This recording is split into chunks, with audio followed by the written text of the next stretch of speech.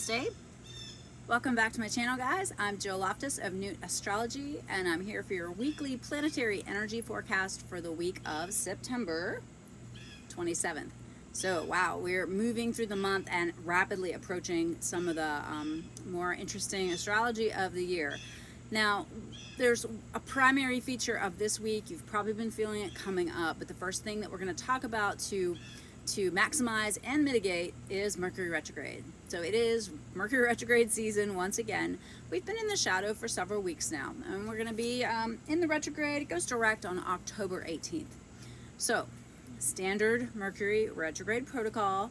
The way to high vibe it, the way to maximize the energy is to rethink, redo, reevaluate, repair, all the re-things, right? It means that Mercury's a little closer to the Earth. So he's going to have a little bit more of an outsized effect upon us here.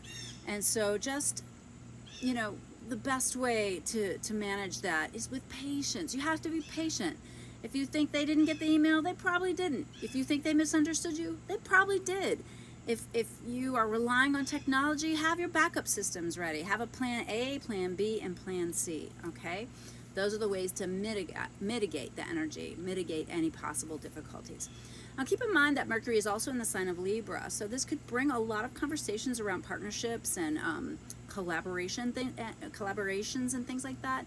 So that's always a time to be extra patient, but also to have good boundaries, right? One of the shadows of any kind of Libra energy can be being too nice, not setting good boundaries, all right? Now as we move into the rest of this week, and we dip into October, right? The first couple days of October, the moon is being highly activated this week. So those of you who tend to be empaths, who tend to be sensitive, who tend to be reactive to the moon, and especially our Cancer babies, everyone really needs to kind of moderate and watch your reaction to things that are emotional. This is a great week to really work on detachment so that you know how to move forward, because there's an incredible amount of energy on the moon. But interestingly enough, it's like every day there's like 2 great things happening to the moon and 2 difficult things happening to the moon. So it might feel a little bit like an emotional roller coaster. So detachment, not indifference, but detachment, all right? And then really kind of checking in, knowing where your baseline is, where your emotional comfort zone is, and making sure that you stabilize yourself, all right? So as we get into the Thursday, the 30th, we've got Venus squaring Jupiter. So Venus in a difficult aspect to Jupiter, and this is coming right off of her being in a lovely aspect to Neptune. So really harmonize the Venus, okay? Look for inspiration, things that you love, look for that beauty, okay? But the way to mitigate this is watch how you might go over the top. You might go too big with what you want or desire. You might be really wanting to spend the money or the time on something that, and maybe you don't have the resources. So really take a look at that and make sure that you're working out of a nice balance between heart and head about Venusian matters, about things of beauty, love, matters of the heart, but also money and your resources. And then as we get to the last couple days of the week, again, we have a very active sky. Mercury, difficult aspect to Pluto. Okay, this happened a couple weeks ago, so this is not unfamiliar energy, all right? And this is really the brain, you know, encountering something that makes it change its mind, right? Makes you consider another set of circumstances, or makes you consider a new set of ideas.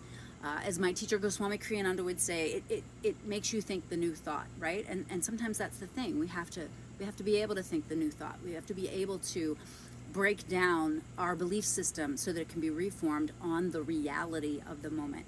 And so that's a great way to kind of high vibe this energy. Be sure not to low vibe this energy by getting too argumentative. Definitely could be power tripping with words, mind games, that kind of stuff. This is like a classic narcissist type of presentation, right? So don't fall for any of that. But there's also some really beautiful energy between Venus and Pluto.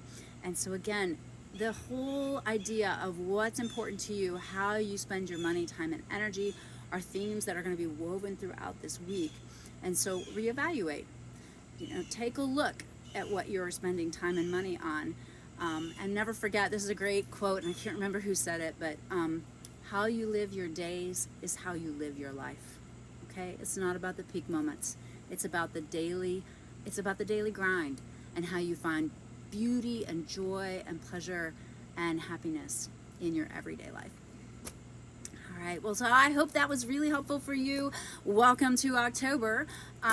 If you have any questions or comments, please drop them below. I would love to hear from you guys. And I would also love it if you found this useful, if you could click the thumbs up and then share it with some of your friends as I get the channel moving.